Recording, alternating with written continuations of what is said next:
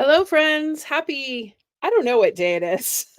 Here it's Saturday, but I am pre-recording these videos. Typically, I come to you live, but today I am pre-recording several videos for you to enjoy while I am enjoying the Stampin' Up! Incentive trip to Mexico. So we leave on Monday. Well, it's almost Sunday night, but it's 2 a.m. Monday morning. And we are looking forward to a week of just rest and relaxation. But before I leave, I wanted to make sure that I left you with some exciting new colors and some ideas to use new products that are going to launch on Wednesday, May 1st. While I'm in Mexico. So today I am recording several videos. This particular one is featuring the new in color called Petunia Pop. Now, this is by far been the one that was most popular at onstage. Demonstrators got to vote on their favorite in color, and this was the one that got the most attention. But I love this color. I love pinks and purples, and this is really a great pinky purple. So I'm going to show you some color comparisons with other colors from our core families, and then I'm going to show you a card as well as several other ideas. Okay, so let me flip my camera here and we are going to get to it. So here we go. Some color comparisons. So Petunia Pop is right smack in the middle of these 5 colors. So we have Highland Heather here. We've got Berry Burst. Look how much those 2 colors love each other. Oh, so great. And then we've got Fresh Freesia and Bubble Bath. So these colors are so beautiful together. And Petunia Pop just fills a hole that I feel was kind of left by Rich Razzleberry, if you recall that color when it went away. So Petunia Pop is a little bit more pink than purple, but is just so, so pretty. So let's get to some stamping. Card we're going to make is this one. So I wanted to show you how beautifully Petunia Pop works with some of the other colors, non-pinks in our color family. So here I'm using Pool Party and Soft Sea Foam in my floral arrangement here. You can see that. I'll hold it up a little closer. So the stamp set I'm using is this one. You are going to see so much of this stamp set for me. You've probably seen it from lots of demonstrators over the past few weeks. This is one that we were able to pre-order. We're actually able to pre-order the whole suite. And I wasn't going to get this one. I did not order it right away. I kind of thought, oh, I've got so many flowers. I don't need more flowers. Well, of course I was wrong. I'm always wrong when I say I don't need it. And I ordered it and I cannot stop using it. It is such a fun, easy to color.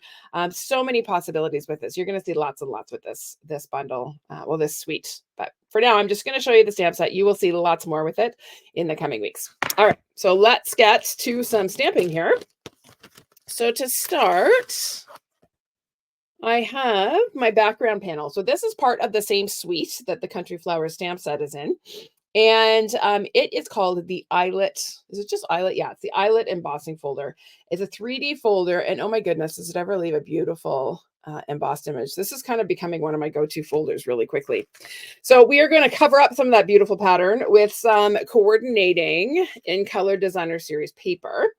So many fun patterns in this pack. So we've got this sort of, I don't even know what that is, maybe a brocade pattern. We've got a stripe, and then when we flip over, we've got some fun dots and some leaves. Now you're going to see all of these up close and personal during my live launch party, which is happening live right here on Facebook and YouTube on Tuesday, May 7th. At 7 p.m. So I won't be live at my usual live at 5 time, but I will be live in prime time for my live launch party. So you're going to want to set a reminder so you don't miss out on that, because it's going to be tons of fun. I'm going to have lots of new samples to share because I'm swapping while on the incentive trip. So I will have lots and lots of great inspiration to share with you, along with lots of projects that I've been busy working on. I should probably mention this piece is cut to, is it 2? Yes, 2 inches by 5. My background panel is actually 3 3/4 by 5. So it's a little smaller than I typically do for a background, but I wanted to have a little bit larger border around the outside of my card. Now this piece is 1.5, I believe. Yes, 1.5 by 4. So I'm just going to go ahead and add a little bit of glue and pop that on. It's so odd, I have to say. I know I've said this in my earlier videos, but it is very odd for me to be pre-recorded or pre-recording a video. I'm so used to being live and having that interaction with all of you that it's very strange for me to not be live with you and be pre-recording. So I decided to treat these all as live videos. So you're going to see the good, the bad, and the ugly, just like you do in my live. So if I screw up, you're going to watch me screw up in real time because I don't have the time to edit and restart. So you're getting what you get.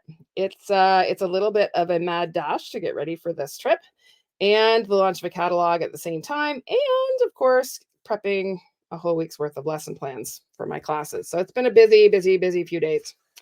Well, a few weeks, I should say. All right, so that background piece, that mat that I adhered my card front to was 3 7/8 by 5 1/8. And that is that beautiful Petunia Pop cardstock. Okay.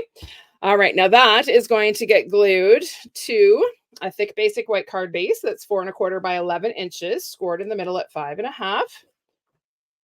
So we'll go ahead and fold that in half along our score line. And then a little bit more glue. I tell you, the number of times I have looked up looking for comments. I wonder how long it's going to take me to actually figure out that I'm not live. It's so ridiculous. We're such creatures of habit, aren't we? All right. Oh, make sure that's on straight. Wiggled a little bit. Okay, so there is our card. And then we are going to do a little bit of stamping and some ink blending. And I just realized I did not bring my Pool Party ink over here. We're going to need it. Okay. So in the stamp set, where did I put that little bitty stamp? There it is. In the stamp set, it has this cute little, I don't know, it's just a little design. It kind of mimics what is in the pattern that's in the embossing folder. And I just think it's the cutest little bit of texture to add. And so I'm going to start by stamping, make sure that is clean, a few of these little guys kind of randomly on my die cut circle. So this is cut just from white cardstock using the deckled circles dies. It is, just to give you the measurement, it's about 2 7/8 diameter. So I'm going to stamp a few of these. I'm going to do some full strength, some stamped off. I'm doing them kind of randomly, but I am making sure I keep that little design oriented in the same direction. I don't want them to kind of look like they're completely random. I want them to still all be facing the same direction. That's the OCD in me. I can't take it if they're all wonky. All right, I think that's probably enough. Now we're going to come in with a blending brush and just lightly ink all the way around. And once again, that's going to blur those little stamped designs a little bit, but that's okay. I actually kind of like that. If you wanted nice crisp designs or crisp stamped images, you would do your ink blending first and then stamp on top. Okay, so that's just a matter of preference. So I'll come all the way around. There is so much cat hair on that ink pad. Good grief. I don't know if you have pets, but right now here in Southern Ontario, spring is springing. All the things are growing and my cats are rapid fur like it's going out of style. All right, so that is going to land on our card front about like that. I may turn it that way just so that, yeah. Actually, I can go ahead and glue that now. Let's do it. So here we go. I'm going to pop that on right about there. Again, I'm just watching those little designs, making sure they're straight up and down because it will annoy the heck out of me if they're not. Next, we're going to do some coloring. So I've already gone ahead and stamped and die cut the little tea kettle and this little sort of floral arrangement with the roses. And I need my Petunia Pop blend. We are going to color our roses first. So I'll set aside the tea kettle for a moment. Our roses are going to be colored. I did them just solid in the dark Petunia Pop. These little sprigs up here, I'm going to do in the light, but these little guys, I'm just going to color in the dark. Now I have stamped my image. I'll move this up a little bit so you can see a bit better. I've stamped my image in basic gray. I like the softness of basic gray. You certainly can use Memento Black, but Basic Gray is a great alternative if you want your outline to be a little bit softer. Works really well if you're using lighter colors. I tend to use the Basic Gray more than the Memento Black, actually, when I'm stamping and using my Stampin' Blends. So I'm just coloring these in. I am not blending at all. But look at that beautiful color. Oh, love Petunia Pop. All right, now I'm going to take the bullet tip of my light Petunia Pop, and I'm really just going to be very, very quick and almost careless as I fill in these little sprigs, because I'm not really worried about filling them in entirely. I want it to be a little bit sort of abstract-ish. So I'm really just kind of adding little dots of color here and there. Oh, I missed a rose. Got to fill that one in. Too busy talking. There we go. Let's fill in that third rose.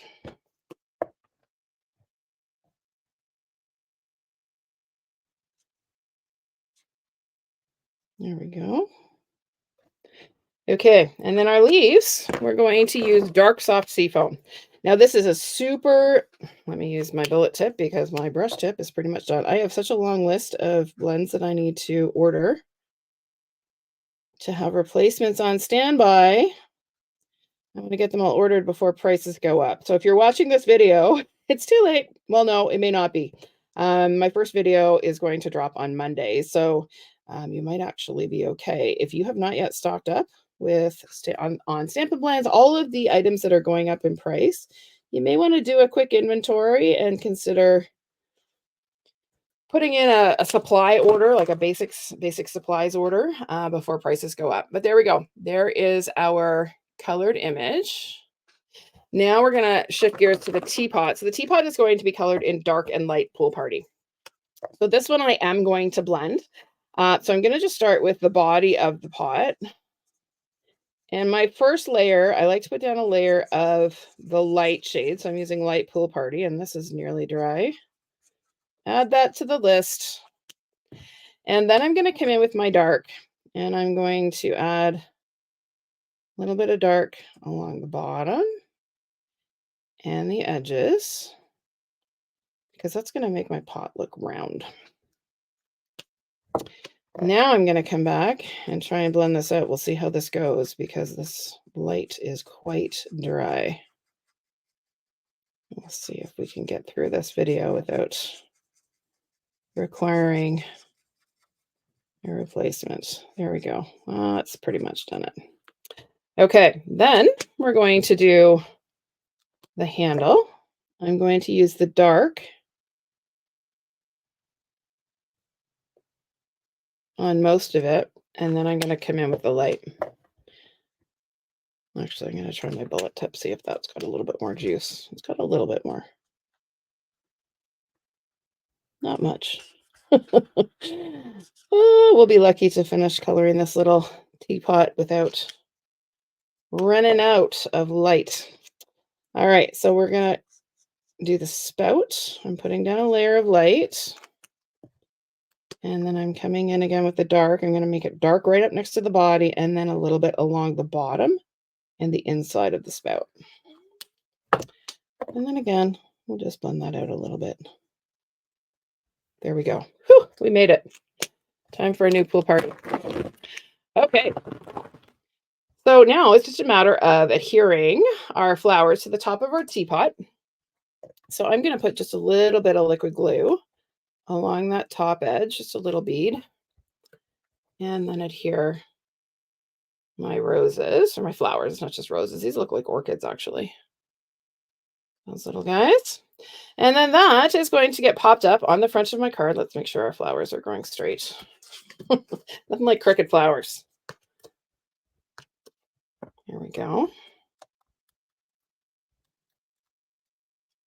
So that is going to sit right along the bottom of our circle. That's going to anchor so our teapot doesn't look like it's floating.